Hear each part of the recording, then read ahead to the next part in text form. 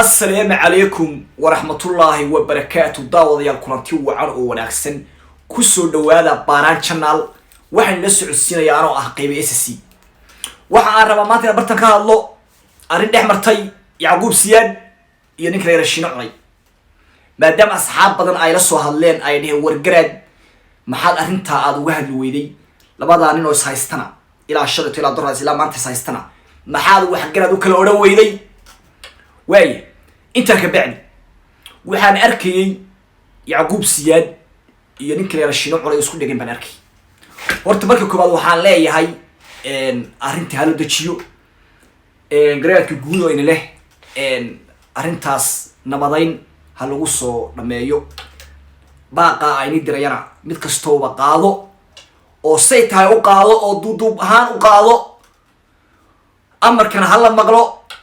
wax dambe oo social media ma taqaana haba yaraatay in mar dambe inaad isku qabsataana ama wax soo duubtaana yeesa jirin taasna waxa rajeenaya aqbashaan baan rajeenaya hadaba waayahay intaan u guda gelin arimahooda waxaan leeyahay subscribe-ta iyo share-ta iyo like-ta meel fog gaarsiiya waliba shiino culay iyo yacquub siya labadaba hal gaarsiiyo garaadku gudbaaqiisa inta ka bacdi hadaba waxaan arkay yacquub siyaad oo ka hadlaya ninka shiino culay oo sawir gidaarka ku dhigsan oo uu leeyahay farmaajo uu leeyahay shiino culay oo la dhacay kabsa oo la dhacay horta shiino culay aad iyo aad buu khaldan yahay waxaana shiino culay oo arintaas taali gelin ka bixi ko sawirka farmaajana gidaarkii meeshuu ku dhigsanaa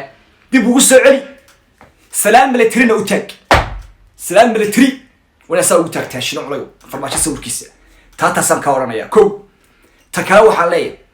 يعقوب سيادو حليه يعقوب سيادو نشينا وحنا الشجعينا كم ده هاي تاتش بيادو تيم تاتش حبين علوس باكت هاي عشمات دي بس ده كم حالة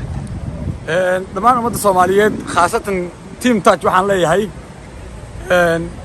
بوليستا مدة الصوماليات نالكنا كسلام يا waayahay kaasina waxaa shiino culay oo sheegay inuu yacquub siyaad ka mid ahaa team touch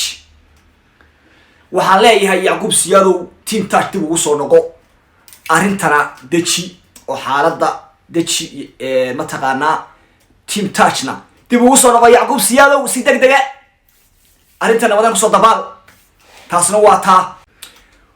waayahay dhinaca kale waxaan arkayay